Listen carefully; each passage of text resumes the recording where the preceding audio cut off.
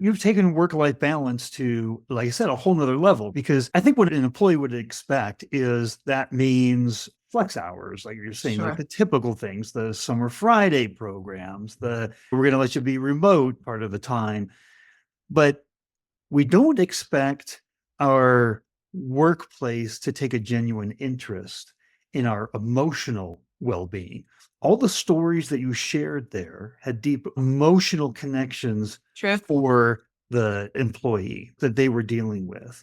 And we all know that if we're very distracted, and some of the things that, like, something happens to our kids, parents are now in the hospital, or brother had a car accident, somebody got diagnosed with cancer, those rip out our ability to focus and pay attention at the most deep levels. So I love that you do this. And here's what I love you to do is, what's your message to senior management that has to okay this kind of a program? It has to be bought in, on board. What is Yeah. your message to them that they should be thinking about if they're going to try to maybe adopt a program like this? That's a great question. I think it might be easy to dismiss some of these ideas as being softer business resulting ideas because they're HR people oriented things. But I think the CEO that you spoke with, he definitely sees that the individual internal dynamics definitely outwardly affect every team and performance within a business. It is, I believe, an absolute truth.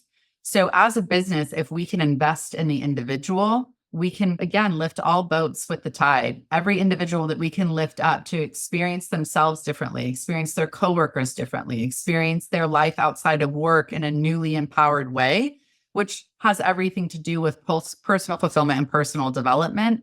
That is where we can add a differentiation to the competitiveness of attracting and retaining talent as an employer.